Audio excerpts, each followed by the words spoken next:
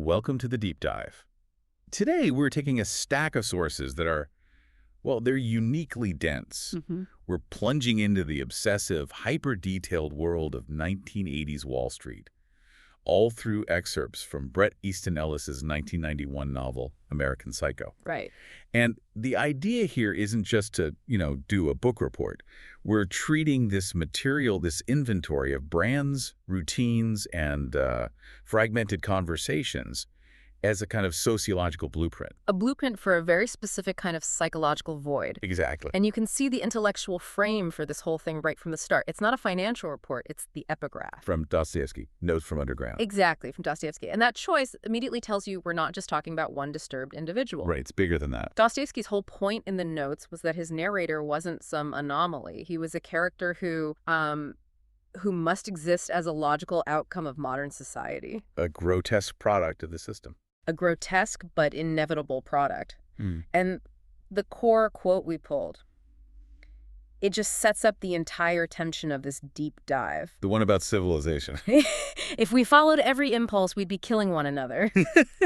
It's this idea that civilization is basically a set of restraints we all agree to. But the character we're examining, Patrick Bateman, he's a paradox. He has internalized every single exterior restraint. Oh, perfectly. He knows the right suit, the right restaurant, the right thing to say. The exact tempo of the culture. But inside, in his private world, It's a complete collapse. All those moral, civil limitations are just gone. He's the surface without the core. So that's our mission today. We're going to analyze how this extreme superficiality and materialism creates a world where identity is, well, it's interchangeable. Everyone looks the same, wears the same things. Right, and yet he clings to this almost scientific level of detail. And we're going to explore how that fixation on the perfect surface allows a morality that is, functionally non-existent. And how that internal void starts to just swallow reality itself. So let's start where he starts. Every single day. With the construction of that exterior. To really get a handle on Patrick Bateman, you have to understand his morning routine. It's not about hygiene. It's not about being clean. No, not at all. It's an industrial process. It really is. It's the construction of this flawless, impermeable surface. The level of detail in the sources it's almost clinical. It's the ultimate consumer identity, right? Yeah. The self is treated like a piece of high-tech equipment that needs constant, expensive maintenance. It starts even before the products. He straps on a plastic ice pack. To chill his face, to smooth out the reality underneath before he even starts building the veneer. And then comes the product list. It's immense. It's the process that's key, the sequencing. It's a ritual. Multiple rinses, specialty toothpastes, then the skincare, a deep pore cleanser, then an herb mint facial mask. Which he leaves on for 10 minutes while he meticulously checks his toenails. I mean, this isn't just slapping on some lotion. It's a systematic operation. It demands perfect execution. And what's really telling is his obsession with the technology of it all. Not just the brands, the tech. The inner plaque tooth polisher. Yes. We know the exact specs. It operates at 4,200 RPM and reverses direction 46 times per second. That's not dentistry, it's engineering. It's high-precision engineering applied to his teeth. It turns the simple act of brushing into this complex, expensive clinical procedure. And the shower's the same. It's described like an architectural feature. It really is. A universal all-directional head, 30-inch vertical range, Australian gold black brass. A white enamel finish. It's a monument to hygiene. And inside this monument, he's layering on more products. A gel cleanser, a honey almond body scrub, an exfoliating gel scrub. That exfoliating scrub is so revealing. It is, because he notes its specific purpose. It's not just to get clean. It's to make your tan look darker. Right there. The practical function is immediately subverted by the aesthetic goal. It's all about appearance, and the layering continues after the shower. Anti-aging eye balm, protective lotions. Scalp programming lotion. I mean, what even is that? Who knows? But it has to be applied with a Kent natural bristle brush. Every step is about building body and control, but, and this is key, without stickiness. It has to be perfect, but it has to look effortless, undetectable. It's a full-time job just getting ready for his actual job. And once the body is manufactured, the clothing becomes the next equally rigid layer of identity. Let's get into this constant inventory of designer labels. This is where identity is just completely outsourced to brand names. If you wear the right label, you exist. And if you don't, you're invisible. Or worse, you're an object of contempt. He judges people solely on the brand, the fabric, the quality of their clothing, down to the absolute smallest detail. And he catalogs his own stuff like museum pieces, Ralph Lauren, silk pajamas, Armani suits. But it's how he judges his peers that's so terrifyingly precise. The Reed Thompson example. Yes, Thompson is wearing a flawless Armani suit, shirt, tie, Ferragamo shoes, exactly matching Bateman's. He's perfect. Almost. Almost. He has one single fatal flaw. The socks. The slightly tacky blue cotton socks by Interwoven. And in that world, that one tiny detail is an immediate moral failing. It cracks the uniform. It shows you're not paying enough attention. Any deviation is a weakness. Look at how he dismisses Louis Carruthers. It's instant. A 4-button, double-breasted wool suit, I think by chaps. The I think is so dismissive. It's pure contempt. No. And the Oliver Peoples glasses that we later find out are non-prescription. They're just a problem. He's a tourist in his own status. He's faking it. Which brings us to the limo scene. The argument with Courtney over a suit. It's just peak absurdity. It's so revealing. He explodes at her, defining the entire brand family. That's not Armani, it's Emporio. And he explains the difference. The muted grays and taupes, the winged lapels. And this is where his deep, almost pathological knowledge comes in. He knows the difference between the main line and the diffusion line. Explain that. A diffusion line, like Emporio Armani, is the lower-cost, more mass-market version of the high-end label. So it's still expensive, but it's not as expensive. Exactly. He's not just arguing about quality, he's arguing about the nuance of status. The main Armani line requires serious money and sophistication to even spot the differences. Emporio is just for, the regular rich. His ability to see the subtle grays and the cut of lapel means he can instantly place everyone on the correct rung of the ladder. It's his superpower. And the accessories driving home. The Rolex, the Toomey leather attaché case, they're not just items, they're required pieces of the uniform. And this obsession with the external, it extends to the body itself. Fitness isn't about health. It's another form of grueling, competitive self-construction. Right, the exclusive health club. $5,000 a year, private. And the resources are insane. Nautilus, Universal, Kaiser machines, pools, courts, everything. The workout routine itself is detailed like a spreadsheet. There's no joy in it. It's just pure agonizing rigor. 5 sets of 10 on legs, 6 sets of 15 on stomach crunches, 7 sets of 10 on biceps, all before he even touches the free weights. And while he's on the bike for 20 minutes, what is he reading? Money magazine, of course. Of course. It's self-punishment designed to create a rock-hard, hot body. Something he can have his girlfriend Evelyn touch to feel how solid he is, even though their relationship is totally passionless. The physical surface has to be perfect at all costs. And this leads him to pure vanity treatments. He goes to Geo's for a facial, a manicure, a pedicure, and he's demanding that the technician, Helga, notice how fucking buff his abs have gotten. He needs external validation, even from the service staff. For his internal dedication to superficiality, it's a perfect loop. And the ultimate expression of this is the tan. The search for a tanning bed, the constant use of exfoliating scrub just to make the tan look darker. He's manufacturing a healthy glow to mask the decomposition inside. And this connects directly, doesn't it, to his pathology? It does. Later in the story, he's at the dry cleaners trying to deal with his bloodstained sheets and a soprani jacket. And he's startled by a real person, a woman in a jogging suit. And his first automatic thought isn't panic or fear, it's a judgment. From where? Bloomingdale's. Wow. Even while covering up a horrific crime, his brain's primary reflex is to catalog and judge brand identity. That is the true depth of his conditioning. Okay, so this is where the portrait of Bateman gets really fascinating, because he's not unintelligent. His analytical abilities are actually quite sharp. They're incredibly sharp. They're just completely misdirected. He dedicates this huge, almost clinical intelligence to cataloging and reviewing ephemeral pop culture, which brings us to his famous deep dives into 80s music, starting with Genesis. Right, and this is a huge break in the narrative. It reveals this functional, critical mind that is applied exclusively to pop music instead of, say, morality or human connection. And he positions himself as a very specific kind of fan. A staunch post-Peter Gabriel fan. He says before their 1980 album, Duke, he didn't really understand any of their work. He found it too artsy, too intellectual. So Duke is the turning point for him. It's when they became a pop band. Exactly. He credits that shift with making the music more modern and moving toward smashing first-rate pop songs.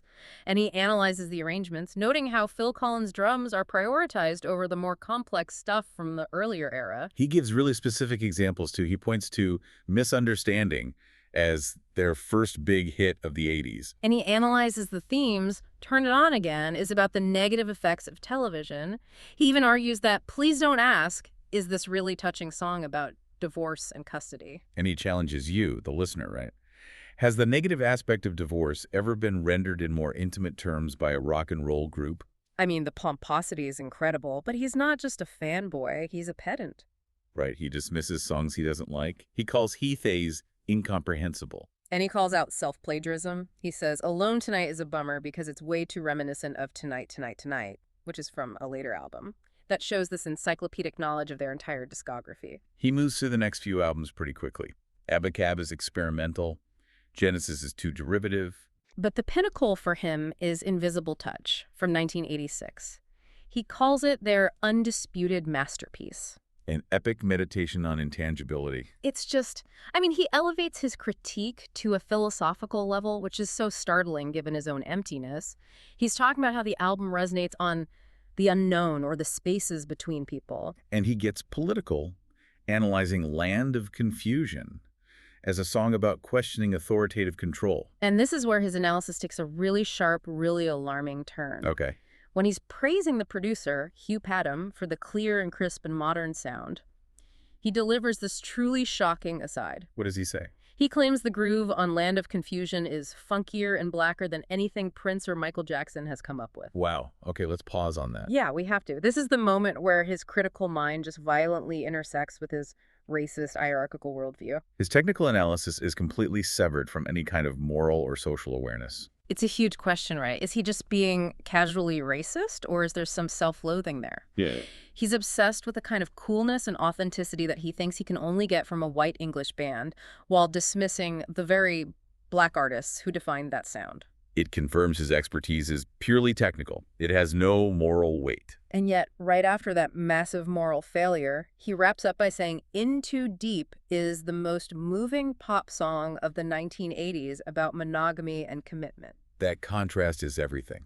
The ability to recognize these profound emotional themes while being completely incapable of feeling them himself. That's the core tragedy. And he does the same thing with Huey Lewis and the News. He applies that same granular critical eye to their work. And with them, he's mainly analyzing social contentment and conformity. He starts with Picture This from '82, noting tracks like Workin' for a Livin', and especially Do You Believe in Love? And he values that song because the central question is never resolved. Again, he's drawn to this ambiguity in art, even though his own life is pathologically rigid. By the time they get to 4, in 1986, the band's themes are all about reflecting the yuppie lifestyle. Love songs about sustained relationships and guys who are in control. The key song for him is Hip to Be Square. An ode to conformity. A rollicking ode to conformity, which he thinks is so catchy that people miss the lyrics.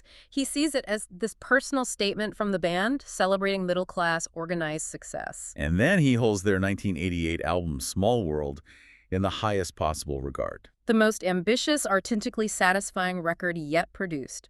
He focuses on the theme of global communication, noting that 4 songs have world in the title. He even points out that something like 100 people worked on the album, using that to support its theme of community. And this all leads to his grand pronouncement That Huey Lewis and the News is the best American band of the 1980s. It's a level of dedication to arbitrary cultural criticism that's just... It's the same as his grooming ritual. It's all surface, all this intellectual labor applied to something that's, in the grand scheme, pretty meaningless. And that hyper-analytical mind doesn't stop with music. No. It merges directly with his consumerism and, most disturbingly, with his pathology through technology. Let's talk about the home electronics inventory. The lists of model numbers are insane, but the key takeaway is he had the best of everything. The absolute cutting edge. High wattage receivers with Dolby Pro Logic, multiple high-end cassette decks, every kind of disc player. His living room was a fortress of technological omniscience. But it's the utility of this tech that's so important. That's where the shift happens. Yes. He notes that his new VCR has a 50-function remote that lets me zap out TV commercials. He values technology for its ability to erase the noise of consumption that surrounds him. And then comes the truly chilling moment. The perfect intersection of high-end consumerism and depraved violence. The Sony camcorder. The Sony CCD V200 8mm camcorder. He specifically details its time-lapse recording feature. And he doesn't talk about using it for, family vacations. No. The purpose of this sophisticated technology, in his mind, is to, and I'm quoting here, record a decomposing body at 15-second intervals, or tape a small dog as it lies in convulsions, poisoned. That's it. That's the confirmation. His obsession with consumer goods isn't a distraction from his violence. It's the infrastructure for his violence. Yeah. He needs the best equipment, the sharpest image, the most advanced recording mechanism to catalog and analyze his own unspeakable acts with the same clinical detachment he applies to a Genesis album. The pursuit of perfect clarity. A clean, crisp, modern record of horror. Exactly. So moving beyond his personal obsessions, let's look at the world he lives in. This elite Wall Street landscape where identity is so fluid that reality itself starts to feel inconsistent. It all starts with this idea of the interchangeable man. Right. This phenomenon of mistaken identity is relentless. It's constant. Bateman is always being mistaken for someone else, usually Paul Owen. And he mistakes other people too. He complains that everyone looks the same. Because they do. They're all wearing the same Armani suits, the same slicked back hair, the same expensive watches. It's a uniform. So if everyone is interchangeable, the only way they can differentiate themselves is through these really arbitrary status markers. Exactly. Debates over whether you can wear tasseled loafers with a business suit or the proper way to wear a cummerbund.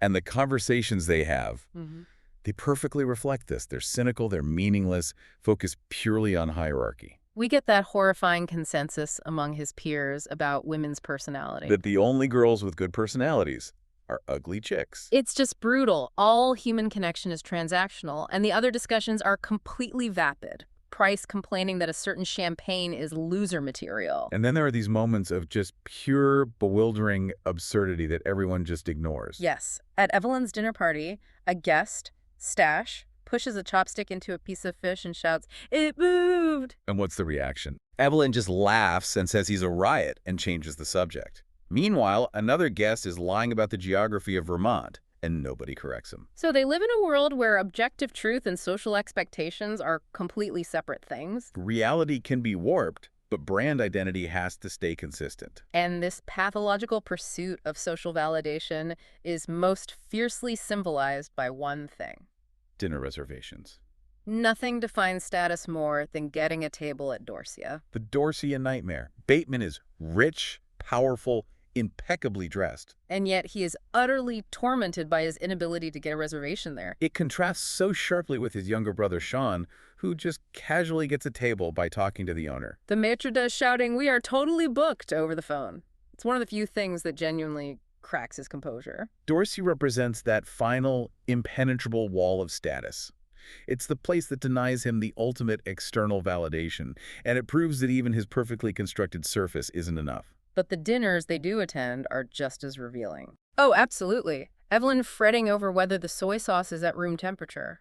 But the ultimate moment of grotesque satire has to be at Luke, the super chic nouvelle Chinese restaurant that also serves, oddly enough, Creole cuisine. Yes.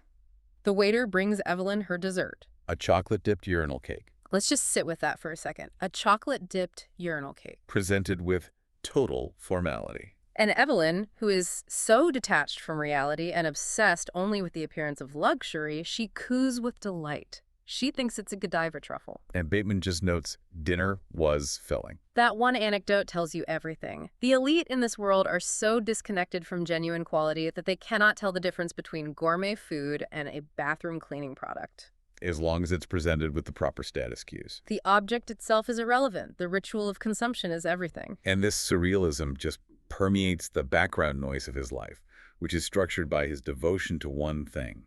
The Patty Winters Show. This talk show he watches religiously.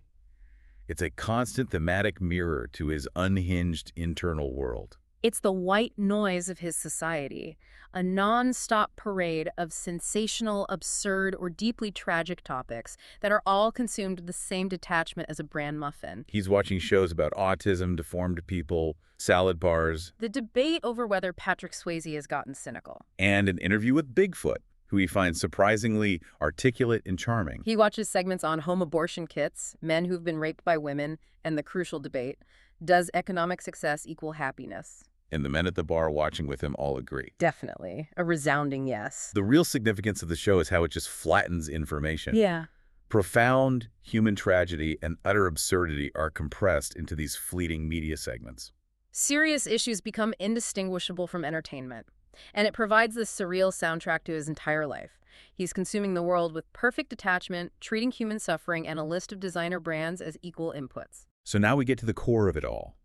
For all the obsession with surface, with technology, with brands, Bateman is tormented by this profound internal void. A complete inability to feel, and we have to connect the rigor of that morning routine we talked about to this philosophical realization he has. It's the consequence of building a life entirely out of external things, isn't it? Absolutely. He admits it himself. He has all the characteristics of a human being, flesh, blood, skin, hair, but his depersonalization was so intense that the normal ability to feel compassion had been eradicated. the victim of a slow, purposeful erasure.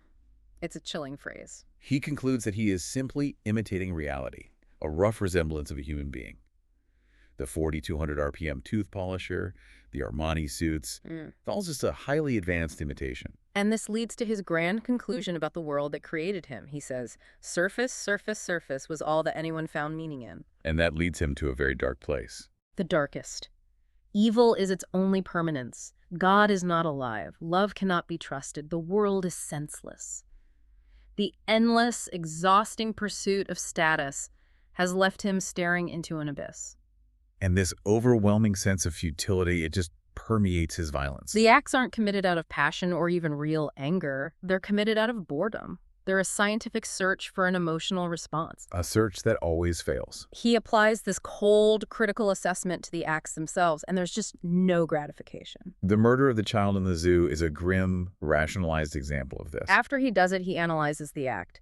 He concludes that taking a child's life is extraordinarily painless and ultimately useless. Why useless? Because, in his words, nothing is really lost. A child hasn't accumulated enough social meaning for their loss to be significant to the world. And this is where his calculus becomes truly grotesque. He says he would derive greater theoretical pleasure from the idea of killing someone who has hit his or her prime, who has a spouse, friends, a career, Whose death would cause limitless grief. It's a purely objective evaluation of maximal social disruption. It's completely divorced from any internal emotional response.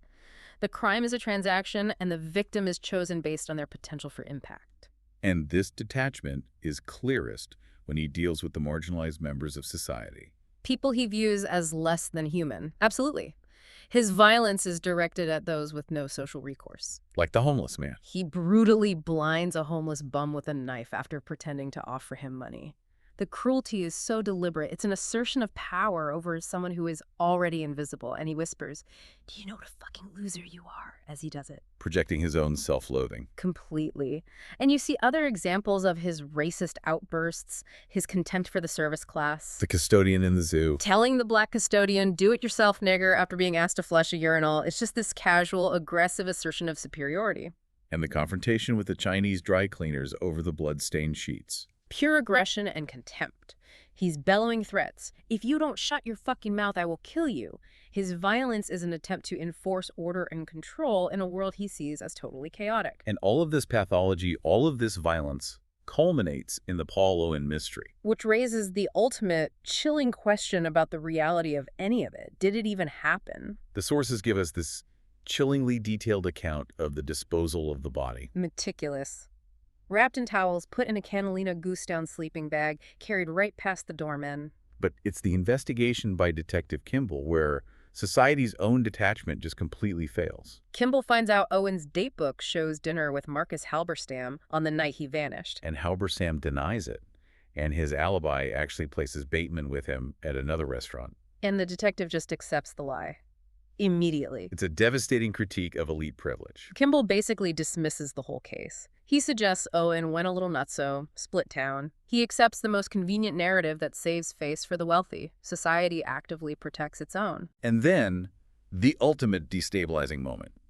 Bateman actually confesses. He confesses everything to an associate, Harold Carnes, at a club, lays it all bare. "I killed him. I did it, Carnes. I chopped Owen's fucking head off. I tortured dozens of girls." This should be the moment of reckoning, the collapse of the facade. But Carnes doesn't react with horror. He doesn't even react with surprise. He laughs. He laughs. He dismisses it as a bad joke. He calls Bateman such a bloody ass-kisser, such a brown-nosing goody-goody, and says he couldn't pick up an escort girl, let alone chop her up. Carnes' refusal to believe it. Yeah. It just fundamentally destabilizes reality. The outside world is incapable of penetrating the surface. So was any of it real? Or were the murders just the fantasies of a psychopath who couldn't make any lasting impression on the social order? And the terrifying part is, to their society, it's irrelevant. They can only process the surface. The deep, unspeakable truth is just dismissed as a joke. So we have spent all this time in a world obsessed with physical, expensive, tangible print culture. You know, buying CDs, vinyl, magazines, the Wall Street Journal. Right. High-cost, exclusive consumption. And now let's just briefly touch on the supplemental data you included, because it paints a very different picture of how we access information today. Yeah, this supplemental data is about Z-Access, mentioning Z-Library, its Telegram channel, and a bunch of URLs. So it serves as this stark, modern counterpoint to the novel's world. Exactly. If Bateman's world was characterized by physical media as a status marker, this data represents something totally different. What's that? The complete fluidity and network dependence of today's information systems, a system where access to these huge cultural archives is challenged, sometimes illicitly. And it certainly doesn't depend on having the right designer briefcase. Not at all. It highlights a massive thematic shift. The barrier to entry in Bateman's world was cost and status. Today, the barrier is often access and network continuity. So in a way, the medium of consumption has changed, but the fundamental challenge is still there, isn't it? I think so. How do we process all this information without suffering the same kind of detachment Bateman experienced with the Patty Winters show? Wow. This has been an incredibly deep dive into the architecture of surface and the cost of total detachment.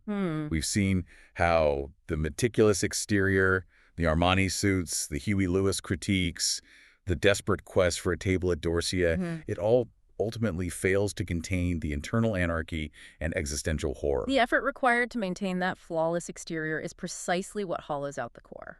So the takeaway for you, the learner, really lies in recognizing how a relentless fixation on status and information overload can lead directly to moral emptiness. Right. When every piece of data, whether it's a list of designer brands or a profound human tragedy, is consumed with the same cool detachment, truth becomes irrelevant. And violence becomes just another analytical search for a feeling, a futile one. Bateman is the terrifying consequence of a world where style has completely devoured substance. His identity is what he owns and how he appears, and his internal life is a void he can't fill. Not even with the most atrocious acts, because the acts themselves are just more meaningless data points to him. And that brings us to our final provocative thought for you to mull over. It comes from Bateman's final dismissed confession. Okay. In a world where identity is built entirely on branding, and where a man can confess to chopping off heads and torturing people and just get laughed at and called a bloody ass kisser. Yeah. What is the ultimate consequence of pursuing surface, surface, surface? What's the real purpose of societal restraint, of civilization's moral structure, if the elite, the financial institutions, the police, his friends, are fundamentally incapable of distinguishing the monster from the happy camper? If the confession is ignored, is the act socially any more real than the dream? That's the question. That's what you should be thinking about.